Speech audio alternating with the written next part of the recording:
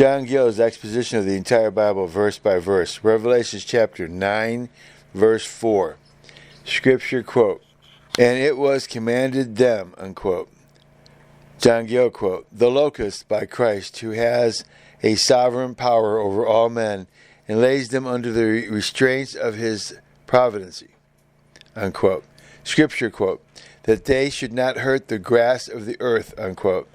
John Gill quote, "True Christians, private believers, it may be those of the lower class, who, for their numbers and for their flourishing estate, under the dews of heavenly grace and the distillation of the doctrine of grace in the clear shining of the Sun of righteousness upon them, and for their weakness, may be compared to grass. And yet, as these, being a company reserved by Christ for himself, who will not break nor bruise them, so neither will he suffer others to hurt them, and resents every offense done to these little ones," unquote. Scripture, quote, "Neither any green thing," unquote.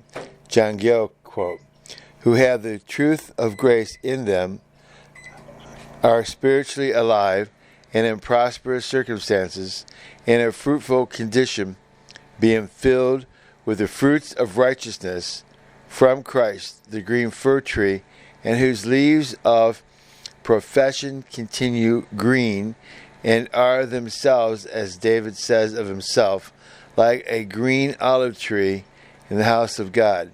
Psalms chapter 3, verse 8. Scripture, quote, "Neither any tree," unquote.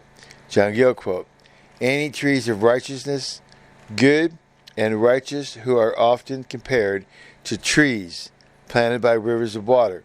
Psalms chapter 1, verse 3. Jeremiah 17, verse 8. "It may be the ministers of the gospel, then of great grace and gifts, the tall cedars in Lebanon, may be intended. And so by these various expressions, Christians of every size, from the lowest to the highest class, may be signified. Green things and leaves of trees are what the locusts generally destroy, as appears by the plagues of them in Egypt, Exodus chapter 10, verse 5, and as they did in Syria in the year 1586. Now, as grass, green things, and trees are what locusts most desire to feed upon and hurt, so real believers, truly godly persons, are those which both the eastern and western locusts, the Mohammedans and Papists, have been very desirous of rooting out and destroying. But Christ takes care of these. These are the apple of his eye, his jewels, his sheep, his sealed ones. None shall hurt them.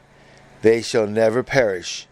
He knows them that are his, and he will preserve them amidst fire and smoke, amidst the corruptions and calamities of the world," unquote. Scripture quote, "But only those men which have not the seal of God in their foreheads," unquote. See Revelation chapter 7, verse 2. The anti-Christian party, those of the Roman apostasy, the papists, and these were they that suffered most by the Saracens, who abhorred image of worship, and fell foul on the idolaters of this kind. And on the other hand, the Western locusts, the clergy of the Church of Rome, had only influence over the reprobate part of mankind, and only wrought with all deceivableness of unrighteousness in them that perish, who were givers up to believe a lie, that they might be damned, but not upon any of the chosen ones. 2 Thessalonians chapter 2, verse 11. And of John Gill, Revelation chapter 9, verse 4.